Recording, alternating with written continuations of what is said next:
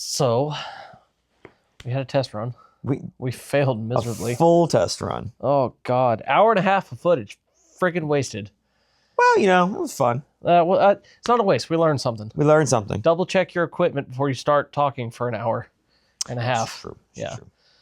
So, everything's working now. So, we're going to start this thing. Start it. Still haven't figured that part out yet, though. No, we really haven't. How are we going to start this? Well, we could rip off unsubscribe and just crack them. Yeah, but... you know what? Fuck it. Okay. All right, this is how we're starting this. Yeah. What do we got here? It's Glazed and Confused, a donut stout with raspberry and lactose from Lenny Boy. Oh, I like it. All right. Yeah. Not in sync, but good enough. Yeah, cheers. Cheers. Let's get this party started. Better cold. Better cold. First ones weren't as cold. Nope.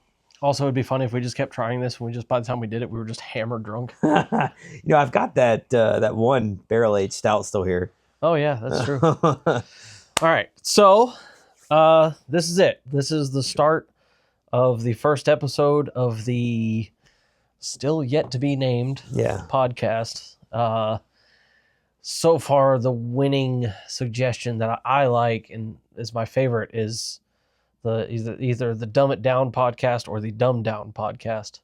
Yeah, I like that. I kind of like where the space is on it. Yeah. But as of now, it's not officially named. But we're just gonna go with it anyway. So now that we've got all the informalities out of the way, I'm gonna let you introduce yourself to the very first guest on this unnamed podcast that is potentially gonna fail before this episode even airs. You're gonna get tens of followers. I might get tens of followers. Tens of followers. I'll take tens of followers. Tens of likes. So introduce yourself. Tell us who you are. My name is Joshua Elks, or Josh. It's my government name, as it were. If you know me, you probably know me as Frodo, because I'm like 5 foot tall. It's a nickname I've had since sophomore year of high school. So if you ever heard someone in the area say Frodo, it's probably me. So sorry. All right. Well, now we know who you are. Yeah. And part of the whole purpose behind this podcast was to bring people and their car. And I see you've done that. I did. You did. So I'm going to need you to tell us a little bit about this thing. About this thing, yeah. So this is my 2006 Mazda Miata MX-5. If you want to get technical, it's a Miata. It is, up until about a year ago, was my daily driver, as well as being my autocross hill climb track day. Let's go to the mountains and hurt rich people's feelings car, or let's just go to a car show, go to a car meet car, or just I need to go for a drive car. Just your normal, average, everyday race car? Yeah, average, everyday race car, the daily race car. The daily race car. Like I said, until a year ago, it was my only car, so I drove it every day as you see it.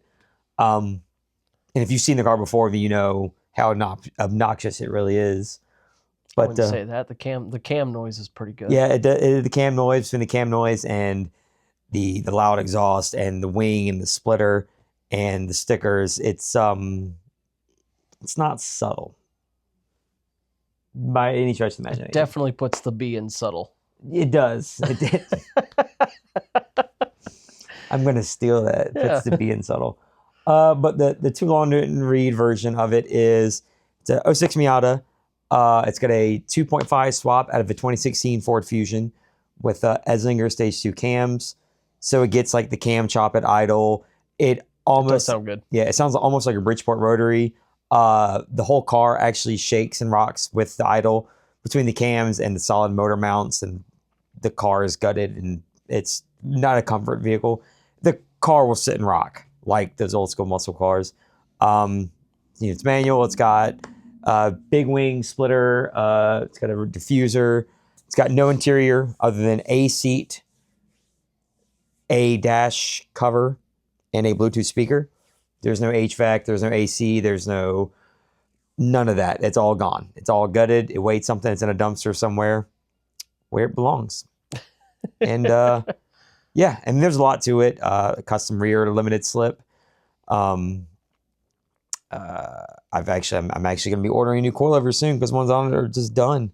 What do you got on it now? Feel 4for1 road races, like some Okay. Goodwin Racing Yeah. special spec. They took Goodwin, got a hold of Feel, said, hey, we want to get your 4for1 road races, but we want to kind of make them a little cheaper, specifically for NC Miatas. And they did. So they, instead of using Swift springs, they used Feel springs and took some other fancy features out. Yeah, shout out Odie Bachcheese. Yeah. But the problem is that they, A, they're old and worn out, and B, they are a lot of like coilover companies I've come to realize is that, say you've got car A, you want a coilover, you go to car A, you get a coilover company A. You add a coilover to cart and you add it to car, and it will fit your car. But generally, they're taking an off-the-shelf coil over shock and then fitting an adapter or welding it on to adapt it to the car. I'm going to be going with a set of Zetas, which are made by Super Miata 949 Racing, specifically made for Miatas. It's not like they took a shock and adapted it. No, they made a shock for the car. That's neat. Yeah, it's they've been really big with NA and B guys for a while, and they did some of the Indies. They recently did some of the NCs. They're going to be pretty cool. You can do custom spring rates. Really cool part is the rears are going to be inverted, so they're going to be upside down. The way the suspension geometry on the NC and by default the RX-8 works, the fact of using an uninverted rear kind of limits travel and movement and puts weird, like, I don't remember the exact specifics, like a weird strain or angle on the components. So inverting it allows it to perform better. Plus, you have inverted rear, which just sounds pretty fucking cool. Anyways, because I was inverted. Yeah, there's a Top Gun joke in there, and I was just waiting for it. Oh yeah. So you said it's got a cammed 2-liter. 2.5. 2.5. 2.5. So that's not what they come with. No, so they come with a 2-liter from the factory. It's essentially the same 2-liter that Mazda had in the Mazda 3 from like 04 to 09 and like 12. Slight differences on it internally make it more powerful for Miata. But it's got a 2.5 in it from a 2016 Ford Fusion in it now. Okay. Because late 90s, early 2000s, Mazda got broke. RX-8s and rotaries will do that to you. And just other decisions, they just weren't selling well, Mazda in general. So they got broke. Ford bailed them out. And because Ford bailed them out to like 30 or 40% ownership of the company, they interchanged a lot of parts. Yeah. So like Ford, Volvo, Mazda, they have a lot of parts that will interchange between them. Like my old Mazda 3 had FOMOCO stamps on it and had parts that would work on a Volvo S40. Interesting. And vice versa. But part of that Ford Mazda thing is a lot of parts interchangeable. That's from this car from the factory. It's got FOMOCO stamps on a lot of stuff. And the engine is it's the MZR engine, which is what this car comes with. Mazda designed that, but Ford kind of bankrolled it and used it in a lot of their stuff because Ford doesn't really do 4 cylinders as much back then. They're like, Mazda does. We'll use their stuff. And then Mazda used their V6s and other things like the CX-9. Okay. But because it does work with a lot of other stuff, the 2.5 that Ford and Mazda put in everything from the Mazda 3, the Mazda 6, the Tribute, the Focus, the Fusion, the Escape, the CX-7, they'll fit this car. They bolt right up to the factory transmission, use whatever transmission you have, whatever clutch you have, whatever flywheel. You get motor mounts that drop the engine about half an inch. Yeah. Or you space the hood up half an inch because the 2.5 is a little taller. Yeah. All the 2.5s are front wheel drive. So to make them fit the Miata, you have to clear the Miata subframe. Miata guys know what I'm talking about. You have to swap the Miata subframe or Miata oil pan onto the 2.5, which means deleting a balance shaft off the 2.5, which all it's there to do is absorb vibration and noises for driver comfort. Essentially, it's a 25-pound weight of shit that you don't need, and it weighs something, so that gets tossed in the trash can. You cover a plate, a little hole to plate, because race car, and it weighs something. Cover a little oil feed hole for that. Yeah. And then use the factory Mazda Miata wiring harness. Depending on which 2.5 you get and which injectors you have to run, You may have to modify the injector connectors. Okay. Otherwise, you modify an oil control valve seal connector on the top of the valve cover. Use a factory Miata computer PCM. You flash tune it. Say, hey, I'm a 2.5, and then you can mess with the tuning on it for a 2.5, and that's it. And you get a belt that's slightly longer. Yeah. Whether you have AC or not AC, you can route it different ways. With these, you can put the alternator and the AC compressor. You can put them in like 4 different spots in the engine. Okay. How you want to. Yeah. For better belt routing. Like maybe you've got a turbo, you've got a big intercooler piping, you need clearance. You can move this over here, and you just need a different belt, and it will bolt right up. That's actually very interesting. Yeah, there's multiple belt routings for the alternator and AC compressor and the idler. Yeah. For different functions, whether you want to go big turbo, or supercharged, or you're doing something else crazy, you need something, you can just move it around. I have no AC, so race car. But it's that, and the guy I got it from a guy who already had it at his NC. Okay. He had an unfortunate accident out of the gap a few years ago. Car went to a ditch, and when they were pulling when they're pulling out of the ditch, the car rolled while pulling it out. So insurance totaled it. I got the engine with the cams for like $1,500. Oh wow, can't beat that. The cams cost more than the engine would. if I had bought them new, I'm like, can't beat it. And I've resealed a couple oil leaks on it. Rear main, oil pan, valve cover. I'm like, I've got it on an engine stand. I fucking might as well. Yep. Yeah, might as well. I might as well do it.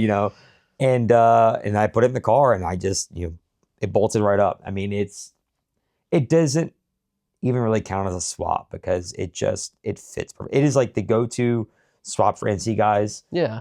K Miata's got a K series swap that's out if you want to spend 8, 9, 10, 12 grand. Yeah, the argument that K swaps are so cheap kind of upsets me because like the motor itself is inexpensive, but everything that it takes to put that motor in something is outrageous. Yeah, if you're K swapping it into your Honda, it could be probably fairly cheap. Yeah. If you're swapping it into anything else, like an NC, I think 240 guys are doing it. NMB is a guy doing it. You're talking obscene amounts of money. I could, for a K swap the cost, I could probably do 5 or 6 of these 2.5 swaps. Wow. And they're a dime a dozen. And I'm pretty sure that the 2.5 is actually a little lighter with the balance shaft elite than the 2.0. Okay. So cut some weight, got more torque. The power band's a little lower, unfortunately, but like we're talking like a few hundred RPMs. And cars making like 200 horsepower. Which I feel like it probably weighs next to nothing. Yeah, I actually had the car in the scales at a shop, Essex Performance in Cameron a couple weeks ago. They were doing some stuff, didn't work out. It's a long story. But they were designing a part for the car, a brake kit, and they wanted to know the weight of the car so they could better make sure they get the brake bias and all that stuff set up. So they put the car in scales, and the car on my old daily wheels and tires with, I want to say it was like 2/3, 3/4 quarter tank of gas, and my random stuff I carry in the car normally every day at that time was 23.28. I did math with the race wheels and tires, and I normally do my hill climb runs with 1/3, no more than half tank of gas, and none of that extra stuff in it. 22.50.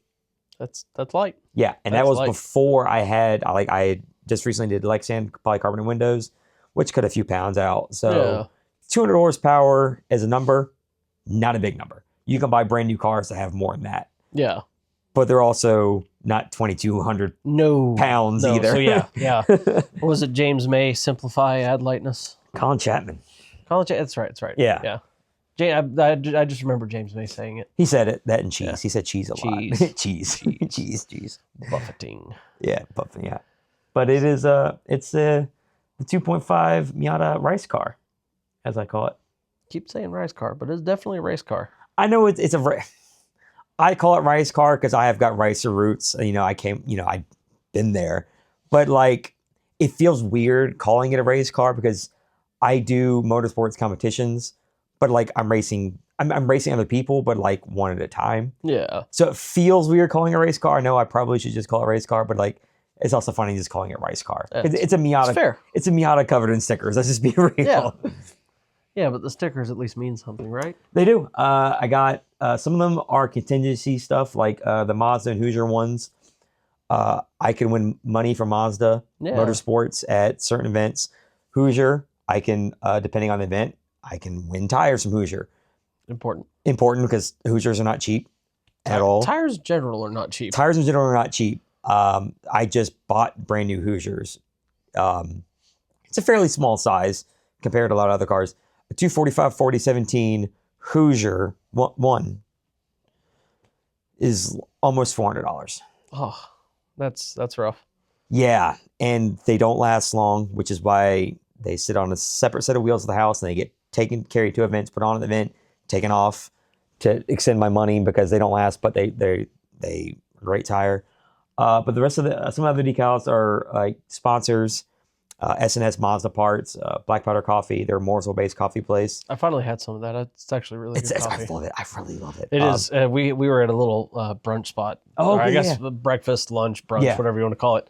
And they had some Black Powder Coffee, and I got a cup. And I finally got to try it. And my first thought was like, hey, I was like, Frodo's sponsored by them. It's solid coffee. It's good. They've got a lot of flavors too. Like they've got like 60 different flavors. Yeah, I just had regular. Yeah, I mean, Still good. Yeah, and you can buy some. You can buy some of their more generic common flavors, and like grocery stores, like Publix sells like 3 or 4 of them normally. Okay. Yeah, and then Race Brake Components. They've sponsored me for a few years. They helped me out with the splitter and the wing. Yeah. Which was a huge help because I was making considerably less money then, and balling on a budget, if you will. Aren't we all? Yep. And then some of the other stickers are like on the windshield and the wing. Team Wheelhouse. It's a buddy of mine here in Charlotte that I race with. It's a mental health awareness and suicide prevention initiative campaign. He started up. I don't want to say he copied it, but he copied it and based it off of another one called Cars for Hope. Yeah. It's an Australian-based suicide prevention awareness initiative that I fell in love with years ago, and he fell in love with it before I even knew him separately. Yeah. And I was going through a rough time, and we'll leave it at that. And I just came across some of their pictures, and like I remember one specifically. It was a white Integra Type R, JD in front, the wing on it, and he was at some track in Australia, just hauling ass. Yeah. It was a really cool picture, and they put a message on it, and I can't remember off the top of my head, but it was really just an uplifting thing, and it just said Cars for Hope. I'm like, what the fuck is that? Looked into it, and I found out what it is. It's like it's a organization based on helping people build their mental health and suicide issues by using a love of cars. I'm like, okay, I'm in for this. I loved it, and I've supported it for years. And then he wanted to start a U.S.-based chapter of it. Okay. So we got a hold of them. Yeah. And they're like, yeah, no, we would love that. And he was going through the process, and to come to find out that trying to register it and get it as a LLC or company, whatever, for an Australian-based company was an entire whole legal loop of hassles and stuff like that. So he basically did the exact same thing. He just started his own. He called it Team Wheelhouse. Okay. So, but most all the stickers of the car are either sponsors or contingencies, except for those. Those are just a personal issue that. Yeah. And on the wing, it's got the 998 suicide crisis hotline number that you can call if you need someone to talk to. I've not called it, but even if you're just having a bad day, just give them a call. Like honestly, they would probably you waste their time saying you had a bad day than the alternative. So fair enough. Yeah. Fair enough. So now that you've told us a little bit about that thing, yeah, it's time for you to tell us a little bit about yourself. Myself. Yeah. So like, what do you? My notes, so I don't ADD tangent. Professional. So when I say tell us about you, tell us what was the thing that like launched you into cars? Like some people, it was a movie, it was a video game, their neighbor had a cool car. Like I feel like everybody has that one moment where they just kind of like, yeah, I like cars. So like as a kid growing up, I wasn't really into cars. Like I play with Hot Wheels because, they're Hot Wheels. Yeah. And they're cheap. And, when parents are not rich, that they can buy Hot Wheels. So I play with Hot Wheels a lot. But I was never really into cars like growing up. I was playing sports. I played a lot of soccer. this is a middle school soccer injury that I'm stuck with. I tried baseball, did not do great at that, but I was mostly doing stuff like that. I did scouts as a kid too. So cars never really was a thing. It was kind of one of those things like, I saw Fast Furious movies. I think pretty sure it was like a boyfriend my mom had at the time. He was playing Need for Speed Underground 1.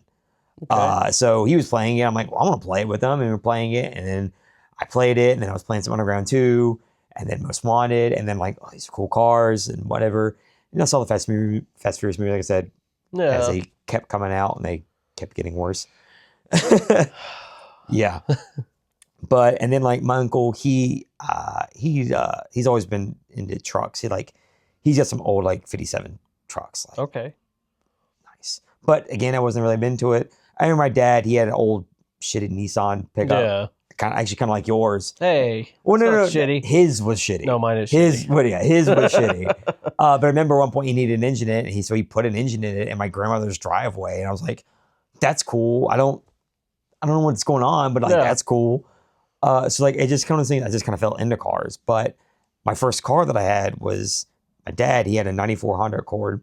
Okay. And he gave it to me because as my first car, and because he had got something else. It was nothing special. He had put head unit and speakers in it, so the music sounded better. Nothing crazy. And I ended up, and I thought I was hot shit. Like, I got my own car. It's a 94 Honda Accord. Let's just be real. That being said, they're fantastic cars. Yeah. I actually, if I could have another one as a shitbox daily, I probably would. But I hydroplaned it in a patch of oil and water at the mall parking lot in the back of a truck, totaled it. And I was like, all right, well, I want a car. Well, I need a car because I was working and stuff, going to school. And mom said, you can either take my old piece of shit Geo Metro. I'm not going to take it. It wasn't, when you're at the time, 16, 17, you're 16, like, oh, man, can't do it. Now I'm like, I'd take it just for the hell of it. Oh, yeah. Or she's like, or you get a job, or you buy your own car. I'm like, well, I've already got a job, so I'm going to just keep working. So I ended up working, saved up like $5,000. I'm like, at the time, $5,000 would buy you a solid used car. Yeah. Not so much anymore. Yeah. That's dating how old I am, and we'll leave it at that.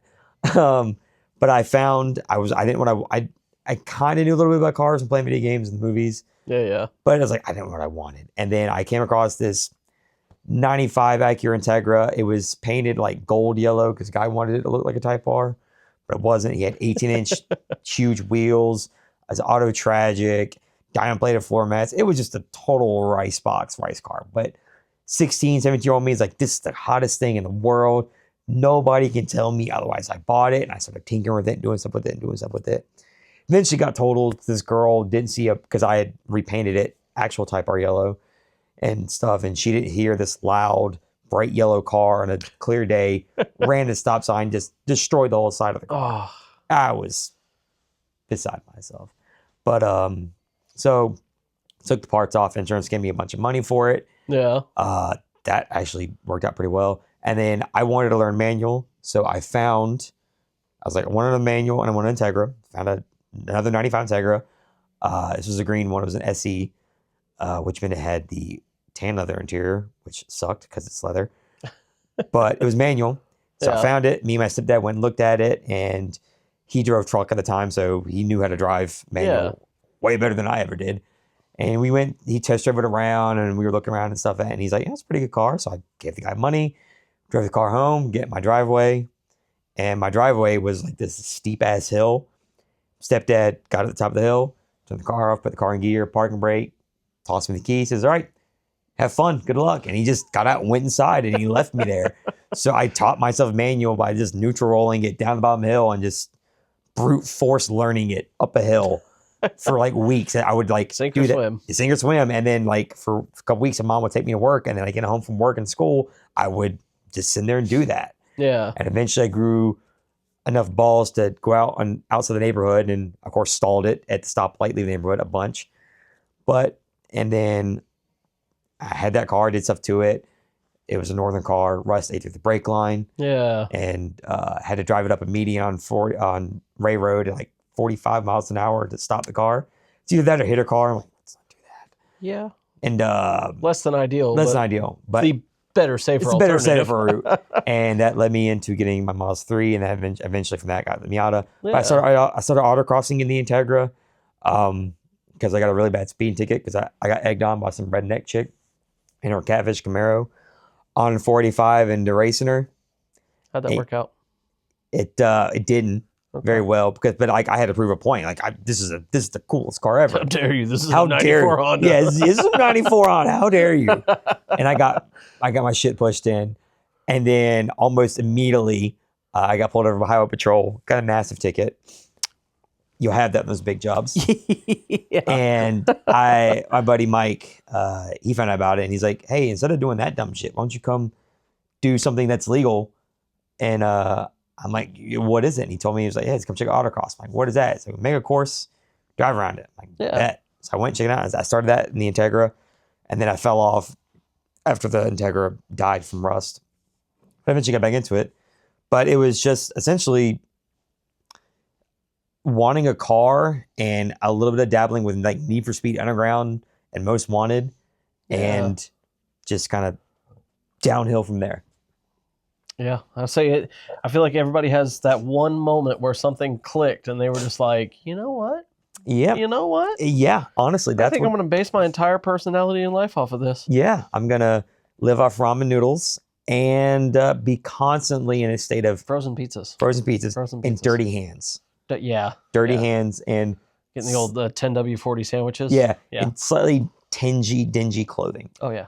Yeah, absolutely. That's why car guys always wear black. It's true. It's honest. Yeah. Can't see it. Exactly.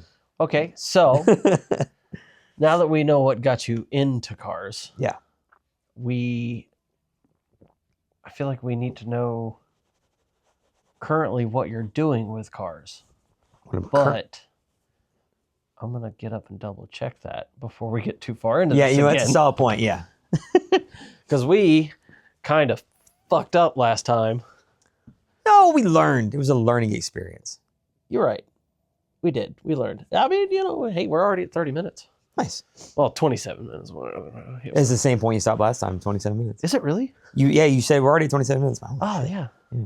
So what am I doing? Deja vu. Yeah, pretty much. What am I doing currently with the car? Like, so like, I mean, obviously, aside from just driving it around. Yeah. Like you mentioned autocross and hill climb and stuff like that. So what are you up to? Doing a lot of autocross. I've been doing autocross now for 14, 15 years now. Wow. Yeah. It's quite a while. It's a long time. I would be the first to admit, like, it's not glamorous, and I'm kind of burnt out on it. Okay. But I got burnt out on the driving aspect because I wasn't enjoying it. I enjoy going to the events. I see friends there, hang out. I love, because I usually run and charge at the events, make sure, hopefully, if I'm at an event, I do nothing. I have a boring day, which means nothing went wrong. Right, yeah. Which is ideal. But I love going to the events, putting them on, hanging out with people. Very recently, I've started enjoying the driving game because I'm just like, I've decided I'm not going to run the car in a class in autocross. I'm just there for seat time. Yeah. Because I'm honestly just using autocross as something to do in between hill climbs, which is where I really enjoy. And for anyone who's not aware, if you couldn't tell by the name hill climb, you are essentially climbing a hill. You get a close down a mountain road, you send the cars one at a time, you race them up as fast as you possibly can. No oncoming traffic, there's no speed limit, there's no risk of going to jail. You can cross the mustard, the yellow line, which that was the I am not. I feel like learning the lane discipline would be that was. I mean, like I even said it last time. Like that was the hardest thing for me to get used to. Yeah. Because like I've been going to the Dragon and the mountain roads for like 10, 15 years, and like the rule, you do not cross the yellow. You will get vilified and you will be crucified. Rightly so, because you could kill someone. Yeah. So you don't cross the yellow, and I don't. But a hill climb, you can, and sometimes you have to because that's the faster way. And that was the hardest thing to get in my head. Yeah. Cross the fucking line. You have the whole road to use. But so that's what it is. We close down mountain roads. We send cars one at a time. And it's not like some takeover thing. It's more, it's like legal sanctioned. We got police, we got fire, EMS, we got wreckers. We've got to get insurance. We've got to get event organizations, SCCA sanctions. Depending on where the event is, we've got to contact state and local park authorities. I think one of them we have to contact federal. I think it's a federal forest. Wow. I think quite involved. So like it's a whole ordeal. It's all legal sanction stuff, and it's like it's not just like, hey, we put up some cones to close the road off. Like, no, it's like it's a full-fledged ordeal event. Local news is like, hey, don't drive this road this day. It's going to be shut down. This road's closed. Don't do it. Yeah, it's a whole ordeal. Also fun. It's a fucking blast. I've been doing a couple track days too, trying to do more of those. But the hill climb is really, that's kind of like my obsession. It is just fun. Like, we've all been on mountain roads and just bombed them. Oh, like, you're hauling ass a mountain road, but like you always had to worry about, is there a car coming? Yeah. Don't cross that yellow. There is a speed limit, and there could be a cop hanging out. And I've made it. Could come around a corner to a car stuck in the road. Or I've done that. I've come across 18-wheelers too. Like I knock on wood. I've been going up the Dragon for almost 15 years. I haven't got my first ticket yet. Oh, wow. Emphasis is on the yet. It's gonna happen. Yeah. It's gonna happen. Let's just be real. Play with fire long enough, you get burned. Yeah, you're gonna get burned. Whatever the proverbial adage. Yeah, you're gonna get burnt, get shocked, get cut. Yeah. But the hill climb stuff is a lot of fun. We've got 3 sites in this part of the country in our hill climb series, the Appalachian Hill Climb series. One is the Chasing the Dragon Hill Climb. It's in Robbinsville, North Carolina, in Joyce Kilmer Forest, about 35 minutes outside of Robbinsville. Okay. It's not on the Dragon, unfortunately. They won't let us close that road down because that road just brings in way too much business for the local economy. Yeah, I'll say it's a logistical nightmare. Would love to do it. It's never going to happen. And then our other 2 sites are in Norton, Virginia, the Flag Rock Hill Climb and Flag Rock State Park, and the Pine Mountain Hill Climb in Pineville, Kentucky, in Pine Mountain State Park. Neat. They're like mini parties. Like they are, especially the Norton and the Pineville one, because the Pineville one is like 2 miles outside of downtown. The Norton one, we are staged in downtown all weekend. Our grid and paddock is in downtown. We have an entire mile-long side street that's closed off for us. Yeah. From Thursday till Sunday, that's closed off. We're all paddock our cars there. Every run group, we get police escort through town. So you got police cars escorting full-on race cars from like Miatas and Corvettes and Camaros and Goblins and Exocets to little tiny Formula Vs. Oh, yeah. Yeah, so I mean, like, you're getting full police escort to the start line, run off the road, and then you come back down, they escort you back. And then in Pineville and Norton on Friday night, they close off a block in downtown, park all of our cars on the street, and it's a massive street party. There's live bands, they've got the bars and restaurants are open up, walk in, they've got special permits for people to open carry alcohol in the street as a big, massive party. It's like a Pikes Peak Fan Fest, but ratchet and, way less fancy. Substantially less millions of dollars. Substantially less millions of dollars. But it is an absolute riot. It's a party. The first year we did the Norton one, there's a bar in the paddock area that we all go to for lunch. It's called the Loading Dock. Okay. There's fantastic food. And then after the day is over, you can literally just walk 10 feet over and you're at the bar if you want. But the Friday night party, this bar normally closes at 11 o'clock. Okay. It's a small town, closes at 11 o'clock normally. The story is at 12:30, the manager tossed the keys to the bartender, said, close up when you guys are done. Allegedly, the party went till 3:30 in the morning. The first 2 times we had there, we cleared them out of Bland's because we happen to be people who like bourbon, and they now stock extra Bland's for every event because we drink a lot of Bland's. Hey, that's cool though. There's not to tangent too hard, but there's a similar thing that's been going on with drifting. Yeah. They have Drift Appalachia. Yes, this is Backwards Appalachia. They're one of the sponsors for our series. It's that whole thing is the way they've been doing it is really, really cool, and it's really fun to watch. Yeah. I know a lot of people get mad because they don't allow a lot of spectators because liability and stuff like that. Especially, I know hill climb is dangerous, but drifting is basically the same thing, but completely out of control the whole time. Yeah.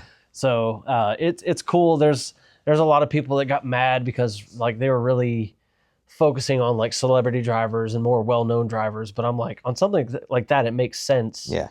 That to not just let anyone go. So it's really neat. So Backroads Appalachia is one who puts that on, and they're one of our series sponsors for the Hill Climb series. Okay. And I'm drawing blanks on names right now, but the guy who runs it, he lives up in West Virginia area, and he's been pushing hard for a few years to get legislation in for bringing more motorsports to the Appalachian Mountains. Yeah. Like pushing hard on it. To get that, to do more stuff like the hill climbs and the Drift Appalachia stuff. Yeah. He's huge trying to get more of that to go. I want to say it was Kentucky just passed a recent legislation. They actually named the hill climb. I think if I remember correctly, the weekend we do our hill climb, they named it like Kentucky Motorsports Holiday or something like that. Okay. Like they're really pushing to do it. So Backroads is, they're trying to do stuff like that, which is really cool because they're trying to bring people to their area because they're compared to Charlotte, they're very low populated areas. Oh yeah. So they rely on tourism, and this is a good way to do it. And the roads there are fantastic. So they are, it's good. I like that you brought that up because, Backroads they do a lot of stuff. Oh yeah. Okay, so we know what you're up to now. Yeah. So is the, I know you said you've already grown bored with autocross and stuff like that. Like, do you see yourself ever branching out into like GLTC or Global Time Attack or like HPDE? HPDE, yeah. Like something like that. Like not necessarily grid life, but some kind of circuit of sorts. Yeah. So like back real quick, like it's not that I'm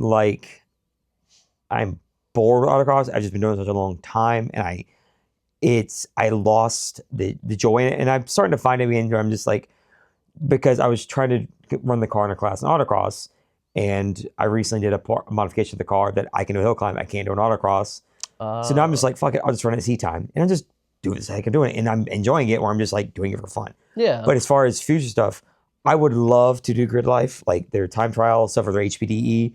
I actually was trying to sign up for the CMP event. It just sold out super fast. Yeah, it sold out almost immediately. Yeah, which is a great crop for them to have. Yeah, I want to get into more track day stuff and time trial and HPDE for sure. I would love to do some wheel-to-wheel racing. I'm not going to do wheel-to-wheel in this car solely because it's already risky doing anything like a hill climb or a track day. But then you got to do it where you're in an event where you're racing against people, where you're competing against them, and they're gonna bump and they're gonna hit your car, and and I love the car too much to do that. So I would love to get into wheel and something like that in a different car, or like just do like an arrive and drive or something like that. But I would like to do more of that. It's just finding the time and the money. Yeah. Grid life. I actually just bought my tickets for drifting. Yeah, and the prices went up quite a bit from last year. And I had a moment of like, am I actually going to do it this year? But I bit the bullet and I signed up for it because, I mean, it's kind of one of those, you know, when the opportunity hits, you kind of just got to take it. Yeah. So Agreed. Yeah. But like I would, God, man, I'd love to see you out of grid life. I think that'd be so much fun. I would love to. I was going to do it. I'd even like added the grid life event as like on my calendar of things to do this year. You could still come and hang out though. Yeah, I might do that. But like I was gonna do it and look, and like I want to say the time trial thing, which is what I was gonna do because I'm not in any of the classes. Yeah. Even the time trial thing was still like $500-600. I'm like, yeah, drifting was, I think for kart track it was basically $400, and then for full course and kart track it was like $500 for drifting, which. But yeah, it's cool. But yeah, no, I think it'd be really cool to see you doing. I would love to do some time trial. Yeah. Some time attack at GLTC, or just at grid life in general. Just it's a cool concept. Like and the fact that they are selling out events, is a great problem for them to have. Oh yeah, yeah, 100%. yeah. I want to get on the wait list to do Road Atlanta when that pops up, because drifting Road Atlanta is kind of a bucket list for me. Yeah, fair. Just because I grew up in Atlanta, that's always been my home track, and Right. Going to FD in 2003 was not 2003, 4. So it's been a while. Yeah, you're dating yourself, buddy. No. But yeah, it was. I want to do that, but no, it's cool. Like I like that you want to do stuff, but it's like you kind of like with drifting. I don't like competitive drifting. Yeah, I like, not for me. I like watching it. Yeah. And I follow it, but it's not a thing that the few times, and they were menial comps. They weren't like for big prizes or anything like that.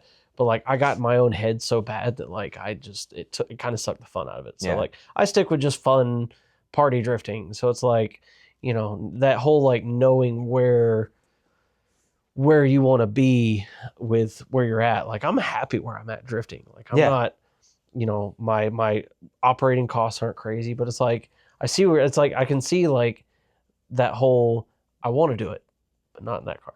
Yeah, like I'll go do time trial, I'll go do HPDE, because like you're not racing you're racing other cars, but you're racing their time. Yeah. So you're not, the risk is there. I feel like it's less than when you're actually wheel-to-wheel racing, because wheel-to-wheel racing, you're going to be touching, you're going to be bumping, and like I feel like your mentality, you're going to push harder in a wheel-to-wheel race than you would be at a time trial. Yeah. Because like you're not racing the clock. You need to you have to cross the line before that guy does. And so like you're going to do more, and I don't want to wheel-to-wheel race this car because the car is it's my pride and joy. Yeah. And I would hate to see it. I know it's risky, even doing hill climb and autocross, you could damage the car, but like I know wheel-to-wheel, like it's going to get hit. Yeah. It's not an if, it's a when. It's a matter of when, not if. And like it's the same with the hill climb. It's like I'm trying to be competitive in the hill climb because I enjoy doing it. It's a lot of fun, especially with the people in the class I run. Really nice people. They're, like it's competitive in that like we want to win, but we're not like fuck this guy. He did something. It's like, damn it, he got me.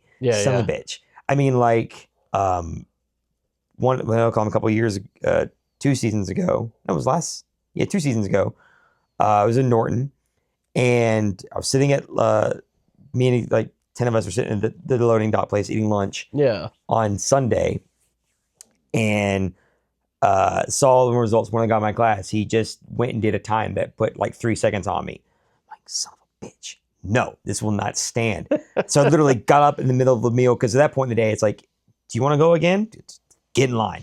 So I got up in the meal, went and grabbed all my gear, got in line for the next group, and we went and got up and got in line, did a run, and I got him by like a few tenths. Oh yeah. But I was like at the top, I'm like, I got him. I was like, I can do better. So me and another guy, my buddy Mac, he has an M3. We were at the top. We drove back down. And he's like, right, fuck it. So we literally turned back and we got right back in line and I went and like took 4 seconds off. Like I was 2 minutes and 1 second. Like I was in the lead. I thought I had it in the bag for the class. Yeah. And like I crossed the finish line screaming. I lost my voice. I was just so fucking pumped. And then the guy who got me the first time, Rob, older guy, he's in a B18. I think it's B18B. No, it's a B18C swapped CRX. Okay. Fully gutted, air Hoosiers and all that stuff. Yeah, yeah. Same class as me.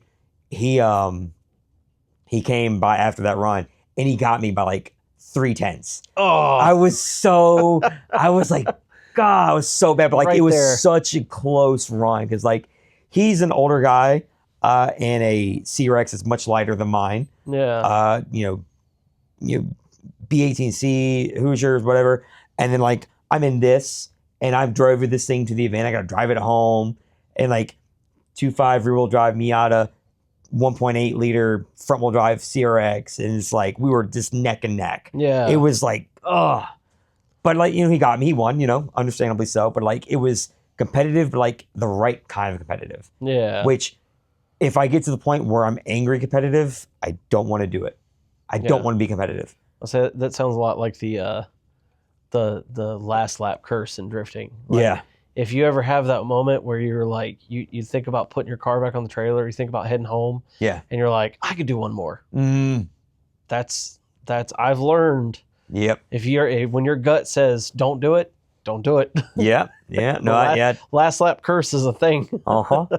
Yeah. But like, I want to be the good kind of competitive, whereas like, it's like, I can hate that I lost, but like, I am happy for him, and like, it was fun. Yeah. But like, if it gets to the point where like, in anything, if like, I'm like genuinely angry and pissed off over something, even if it's something I did or something, it's like, no, then it's no longer fun. And it's... Yeah. Well, I know, like, with... Especially grassroots, there's no money. Yeah. I'm not winning money. I'm not doing this for the Rolex. I'm not doing this for the Winston Cup. It's not... Yeah, okay. But like, it's for a little plaque trophy. And it's not that serious. Yeah. But that's... I don't know, because, I don't road race. I drift, which... but I know with drifting, it's kind of one of those things. Like, the only way to get better is just to drive. Yep. Seat time. And I feel like autocross is probably the same. The best modification you can do is seat time. With drifting, like, if you're not out there having fun, you're not learning anything. Nope. Like, if you're angry because you can't link a course and you're getting frustrated, like, you'll never grow. Like, the only way to get better at drifting is to have fun. Yeah, exactly. So I don't know how well. No, it's the exact same thing. It's like, it's easier to have fun at hill climb, I think, because like, it's just you're faster, and there's the extra bit of fear. But like autocross, hill climb, track days, the drifting. If I tell all of our novice drivers that are autocrosses, especially if I'm instructing them, and I'm like, hey, just go out and do your first run. I just want to see what you're gonna do. Yeah. I already know it's going to be slow. It's not going to be great. Generally, sometimes they might impress you. And I'm like, hey, this is what you did right. This is what you did wrong. This is what you could do better, yada, yada.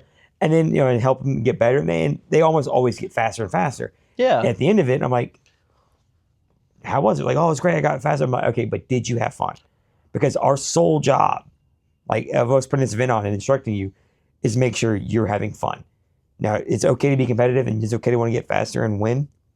Go for it. Yeah. But if you are not having fun doing your activity, whatever it is, whether it's racing or your sport or your gym or underwater basketball, whatever it is, if you're not having fun doing it, then why are you fucking doing it? It's valid. Yeah. It's not your job. Yeah. It's a hobby. It's something you're supposed to do to take your mind off of things. And if you're not enjoying it, you're wasting your time. Yeah. And probably your money. I don't know. Unless your sole goal and purpose in doing it was to eventually go pro or whatever, then I feel like you get a tiny pass. Yeah. But you still got to have fun in it. You still got to have fun. You still got to have fun. Like, because if you're not, then it's work. Yeah. And work's not fun. And work's not fun. And who wants to pay to do work? Yeah, really. Yeah. Because I know no one's making money in autocross. No one's really making money hill climb. Yeah. Road race, few and far between. Drifters, few and far between making money. So 9 times out of 10, you're spending money. And if you're doing it as work, do you really want to pay to work? Yeah. No, you do not.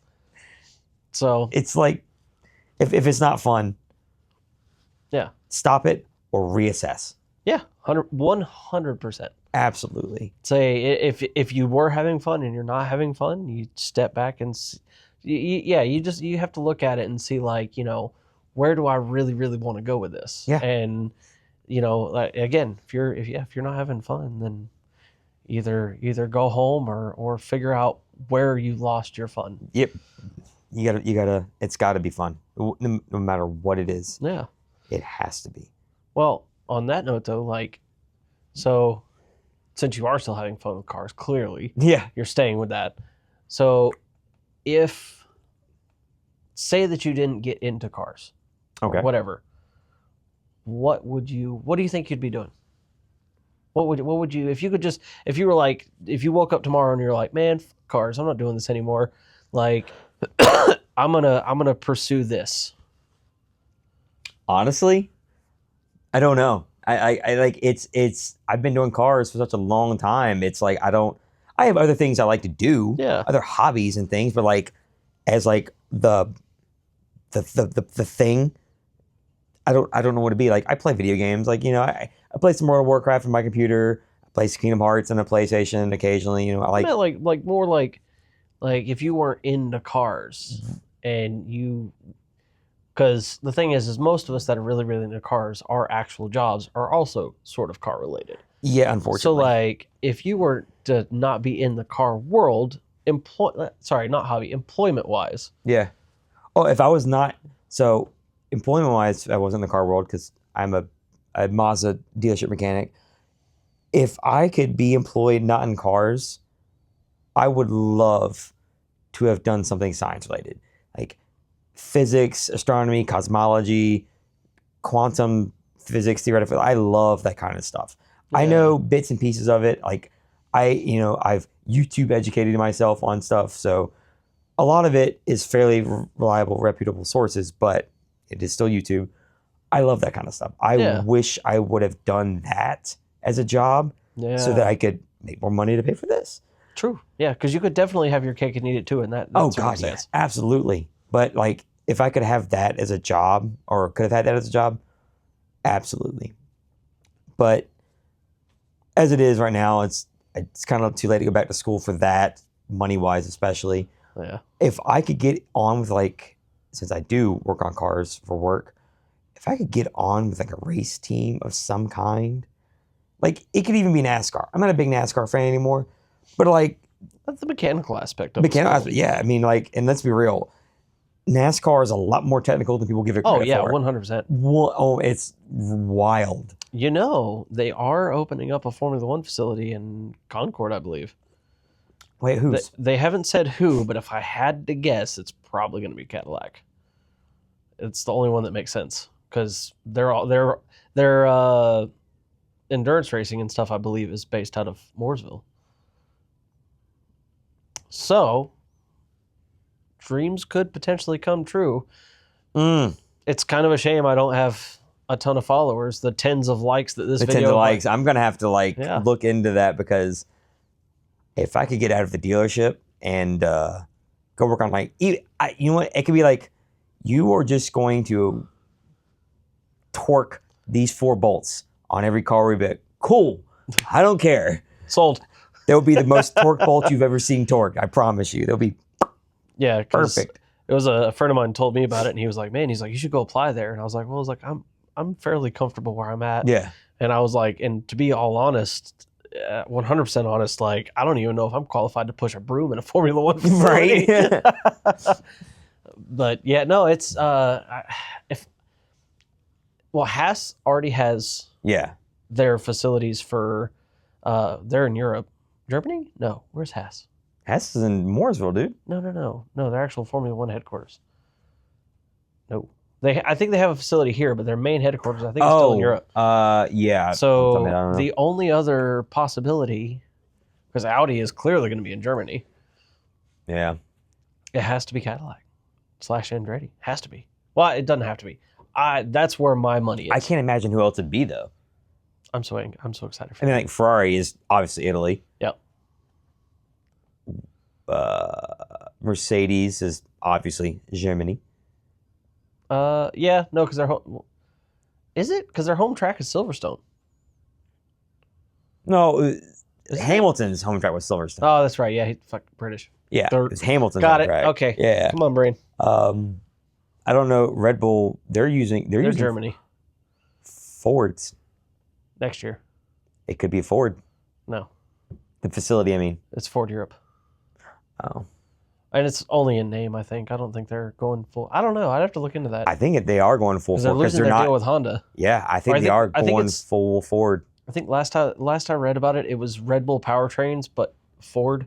So I think basically Red Bull's buying the old Honda engines and Oh, rebranding them. I maybe. don't know. Who knows? It changes every year. It seems like. But- Yeah.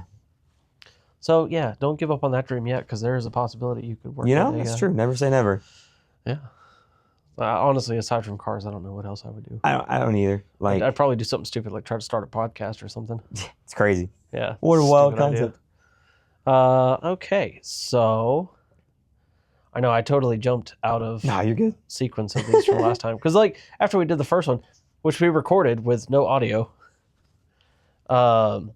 Mint. I just jotted these down because it's what popped in my head. But like when we did it, I was like, "There's a better flow for this." Yeah. So Right. we're gonna go to our handy dandy notebook here, and don't make fun of me. We're gonna scratch that question out, but I'm gonna jump back to one you started on a minute ago because it made me think of it. So aside from cars, aside from your job stuff, what is it that you do for enjoyment outside of cars? Like, do you Yeah. video games? Yeah, like I play video games. When I say I play video games, I essentially really just play one consistently, World of Warcraft. If you do play it, you know exactly what I'm talking about. There's so much shit to do. I do also like I do have a PS4 because I love Kingdom Hearts. I'm obsessed with Kingdom Hearts. It's my favorite game series ever. Followed by Zelda and Assassin's Creed. Of course. Big Zelda guy. Oh yeah, fucking mint. Yeah. I listen to music, watch movies, generic stuff like that. I also enjoy going to a local brewery and having a good beer too with friends. Such as these is actually really good. I'm a fan. Yeah, I am too. They sell it in 4-pack. Once it was like $13. It's not too bad. I could have a little bit more raspberry flavor, I think. Just a little bit. Yeah. But I like going to breweries, stuff like that, having a beer or two. Just like I like good beer. Yeah. Hang out with friends, stuff like that. I remember you mentioned it earlier. I also have a borderline unhealthy financial relationship with Legos. That's a beautiful way to put it. Yeah, it's I love Legos. It's also kind of partially related to cars. It's like you get to build something and put it together.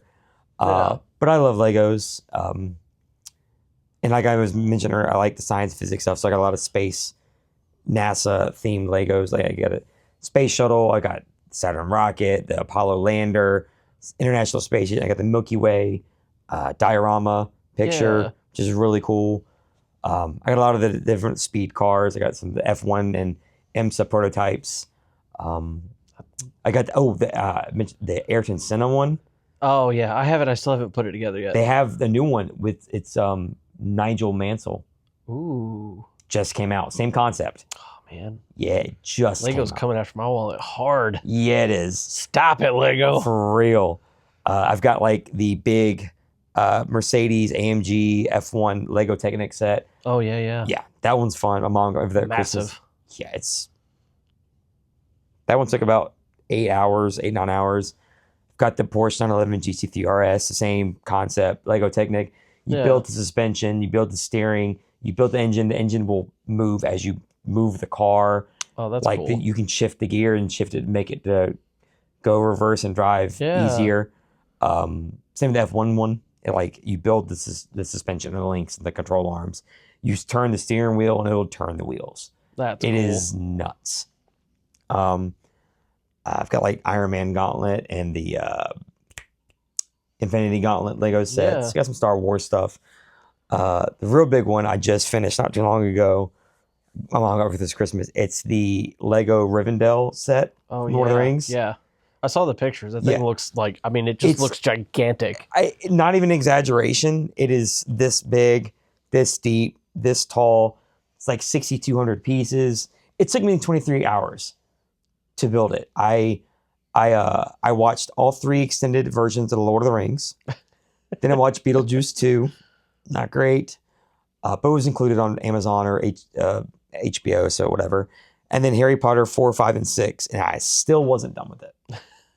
But it is a awesome set. You build everything in Rivendell. You build the council. You build Bilbo's room, his little writing nook. You build the little library area where they've got books and tables and charts and graphs. You build everything Yeah. It is incredible. There's It looks massive. it's awesome. And Also, one of the most irritating sections I've ever done is the roof. I don't know if you saw in the picture, the different colored squares. oh yeah. Each one of those is an individual piece. Oh. You have to place each one, and it's the square pieces, and obviously the Legos use a circle thing. Yeah. So it's not, you're never going to line it up perfectly. So you have to get them up, do a section, and then they have you take a piece and run it through the grooves to make them perfectly straight. And there's over like 120 of those tiles. Wow. And there's a pattern to it, and that was the most irritating section of that whole build. It was just those fucking roof tiles. But it's got like 23 different minifigures, all the Fellowship. It's got Elrond. It's got elves there. Yeah. Bilbo. It's just Gang's all here. yeah. It is an immaculate set. The detail, Yeah. and it's not just like you look at it from the front and see stuff. You can walk around the whole thing and you'll find stuff hidden. They got little hidden gems. Like there's one thing. There's a little waterfall. They just have you put little mushrooms and frogs back there. You'd never see them unless you walk behind it and looked at it, but they're there. It's just because. That's cool. It's That's just really neat. It's an amazing set. Holy shit, it took forever. But yeah, an unhealthy financial obsession with Legos because you want to put them together and you want to appreciate what you've got. My big dilemma on the new F1 cars is, do I get all 10? Ooh. Because ultimately, I don't particularly care about the kick Sauber cars. Yeah. Alpine is kind of whatever. Although, like, props to Pierre Gasly for being the first driver to not cost his team a penny. Yeah. On any kind of repairs. That's insane. Yeah. But like Alpine, Williams, although like I'm low-key pulling for Williams this year. Yeah. Because they've got a smooth operator behind the wheel. Wait, who's driving for him this year? Sainz. Oh. Yeah. He did lose his seat. Yeah. His practice times are faster than their qualifying times from last year. Damn. So can Williams afford Sainz? So like Williams, Alpine, Kick Sauber. I don't really care about Aston Martin. If the character inside the car was definitely Alonso, maybe. Yeah. Nobody cares about Lance Stroll.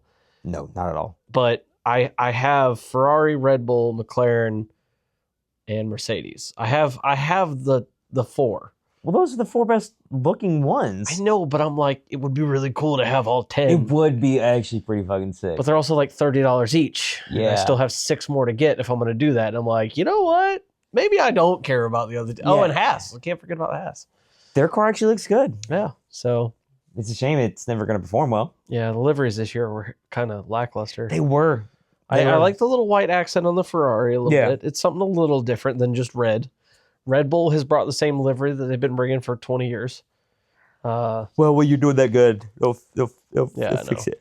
And the Aston Martin, I like the subtle little changes in the Aston Martin. It was nice. I like the green of the Aston Martin. I will say that the RB car, the little, me and one of the guys at work refer to, was it now Visa Cash App RB, whatever? Yeah. We refer to it as sugar-free Red Bull. Their livery was hands down the best. I don't remember if I saw that one. I didn't see that. It's white. It's a nice nod to the OG Honda styling, I think. Ooh. Yeah. Okay. Yeah, but I think McLaren looks exactly the same as last year. Mercedes is, whatever. Silver. But yeah. So now we're just talking because I've run out of points.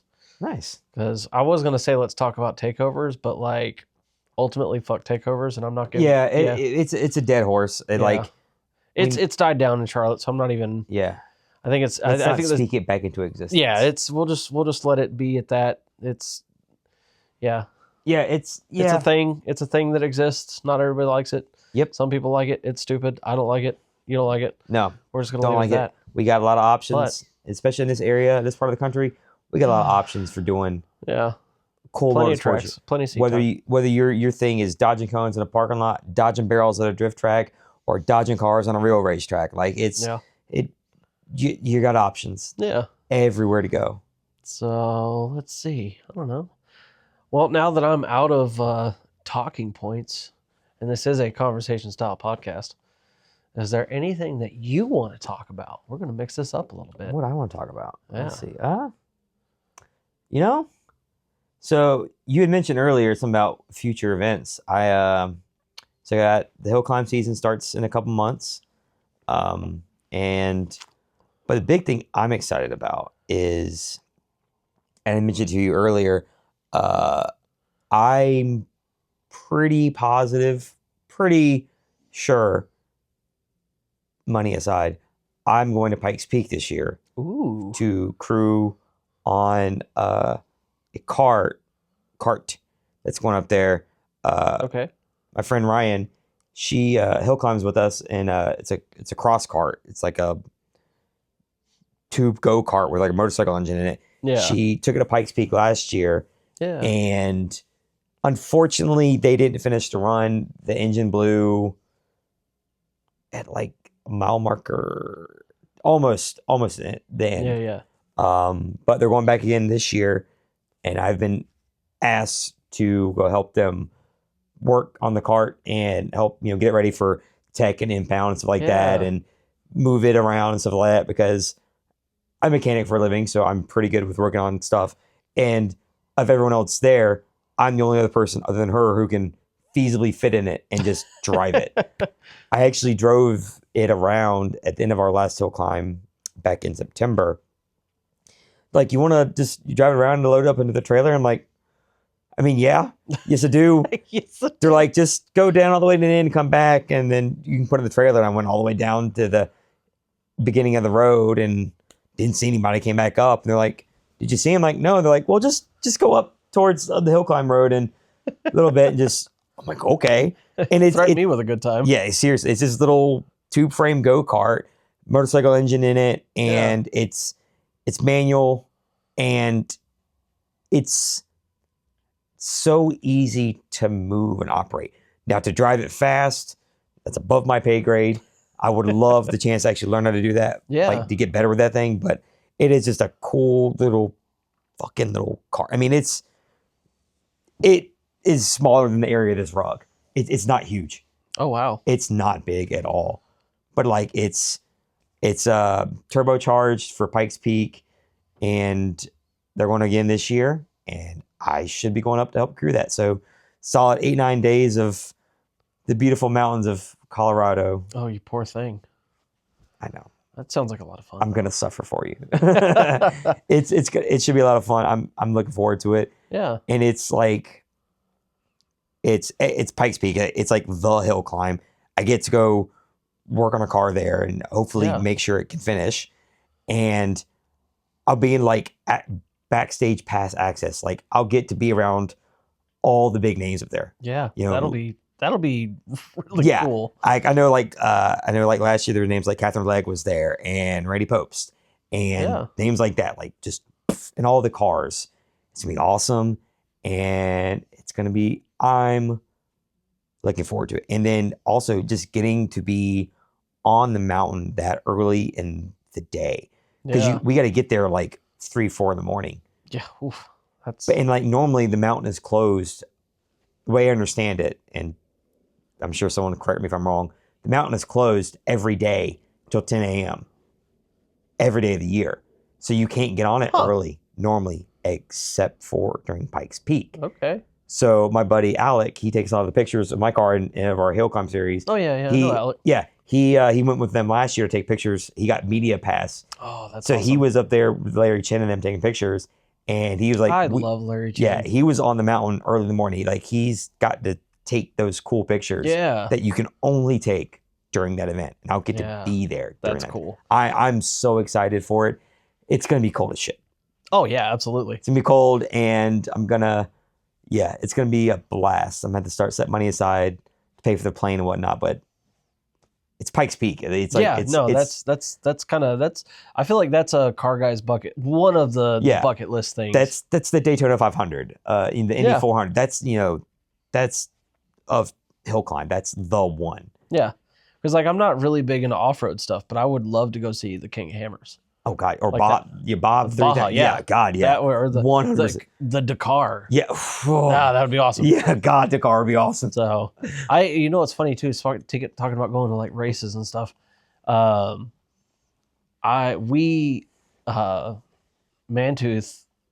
we almost tried to plan catching the F1 race at Vegas. And he sent me a couple links to stuff, and we started looking it up, and we found a way to make it like affordable. But we also started looking into things where it would actually be cheaper to fly to Belgium and catch the race at Spa than it would be to go see the race in Miami. I think like even on the high end of spending for Belgium, that's like getting I can't remember the exact name of this seating area, but like being at the top of Eau Rouge where it comes. Oh, and God. I think it was like for like cheap hotel tickets and airfare, it was like $2,000, $2,500. I mean, honestly, And I was like, that's totally doable. that would probably be a better race in Miami by a long shot. Oh yeah, with the fake marina. Oh God. I would. Oh God, if I could see F1 at Spa. Yeah, Spa would be epic. Monaco is the bucket list F1 race, but I don't think it's ever going to happen for me. I don't think it's ever happened. Like, and I would love to go to it, but like, it's always a boring race. I feel like it's less boring when you're there. I mean, yeah, but I'm also way too fucking bored. Yeah. So yeah, Spa is pretty high up there. I would love to go to Suzuka, and that's just because like Gran Turismo. That was like one of my favorite tracks in Gran Turismo. I would Silverstone. Oh yeah, Silverstone would be a good one too. Silverstone would be good. What gets me is that nearly every year that they go to COTA, it's almost always on my birthday weekend. Oh yeah. Every fucking time. I don't want to be like, oh. And see, I do at some point want to visit Laguna Seca. Yes. Also, last year they did Grid Life at Laguna Seca. That was pretty. Oh, they yeah. had drifting on Laguna. I couldn't imagine drifting the corkscrew. I feel like that's probably like the craziest thing. Can you drift the corkscrew? Yeah. That'd be. Yeah, just hit Google / YouTube, whatever you look up drifting corkscrew at Laguna Seca. I think the clip that always pops up was Matt Field. I want to say it was Matt Field. It was either him or like Justin Pollock just coming through the corkscrew wide open sideways. God, that's got to be ever. mildly terrifying because like it's even going straight down. It's still like you're going down 10 stories. Yeah, you're going sideways. Accelerate. Yeah. Oh man, that's gonna be. Woo. The videos were cool. I couldn't imagine what it's like being in the car on track. Yeah. So that Laguna is definitely a bucket list track. Oh, 100%. Speaking of tracks, I think it's Buttonwillow or Willow Springs that's getting bought out. Yeah. Well, they say it's going into private equity, which means they're gonna not afford it and then have to sell it. Yep. So it's unfortunate. We do have the new road course open up here in Charlotte, though. Oh yeah, was it URE Race Park? No, at the Speedway. Really? Oh yeah. It's like that club track, that like membership thing. I don't know how that's gonna work, but like I know they've been pushing to try to get drifting up there, but the track won't let it. Yeah, which is a shame because that'd be awesome being that close. I do know they've done some testing with. I want to say it was some lower IMSA GT cars. Ooh. Or like X1s that they were testing on the new track, the road course they're building up at the Speedway. Yeah. So should be a nice little road course, that alternative to the Roval. Yeah. Because the Roval is cool and all, but it's expensive as shit. Yeah. It's expensive as shit to throw an event on the Roval. Hell, even at ZMAX. Everything got expensive. Yeah. I don't like it. Yeah. ZMAX is... To do an autocross at ZMAX. And this is a problem we're running into, is we almost exclusively do our autocrosses at ZMAX. It's a fantastic site as far as autocross sites go. It's one of the best. It's probably the best on the East Coast and one of the best in the country. But ZMAX knows how much their site is worth. Yeah. And they value it as such. That's why there's no drifting there anymore. Yeah. They just kept up in the price. We've had to keep between ZMAX making things more expensive and SCCA raising sanction fees. We've had to raise the price of our entrance to autocrosses, which, swallowing the pill that paying $75 to go for a non-member to go autocross, that's a hard pill to swallow. Yeah. I get it. I really get it. It's like, $75, I dodge cones and get 5 minutes of seat time. Great thing to do. But for like $100 more, you can go get 3 20-minute sessions with Jayzilla or Chin or NASA at a track. It's like, yeah, we need more autocross sites, but they're hard to find. I know I'm glad to see like CMP is doing a lot more stuff as of late too. God, yeah. And what is it? Atlanta Motorsports Park's been doing a lot of stuff. Yeah. Yep. Even Lanier, or I guess it's Caffeine and Octane Lanier now. They do weekly. I think every Friday night they have like a drift clinic thing. Oh, nice. And they've also been doing, I think they call it downforce battles, but it's really cool. So they basically have like mirrored tracks. So they start off and they do like the same track, but like it's like a mirror autocross course. Yeah, it's really cool. So they've been doing a lot of stuff. Yeah, so. I've seen that. It's kind of like it seems like it's based off the SCCA Pro Solo format, where you have 2 mirror courses, but with the Pro Solo is you have a staging light, and if you trip it, then your whole run gets DNF'd. Yeah, and then they have a drag tree, and so if you jump, your run gets thrown out. So the idea is you want to get a perfect launch, which is a 500-second launch time from the time you hit the trip light to the start light. Yeah. And so, but it's mirror image courses, and I saw that. I'm like, oh, it's a really cool concept. The people are trying to do stuff. Yeah. Yeah. So you're racing the clock and technically that other person. So yep. Because cool. with the Pro Solo, you do your run, and when you get to the end of the course, you go into the lane for the other side, and you do the other side with the same person. Oh yeah. Oh, so yeah. I don't know how their format is for Caffeine and Octane, but still, I mean, it's like still really cool. Yeah, really cool concept seeing something like that happen. Yeah, but hopefully we get more race car stuff. Oh yeah. I can never have too many race car things. Never too much. Yeah.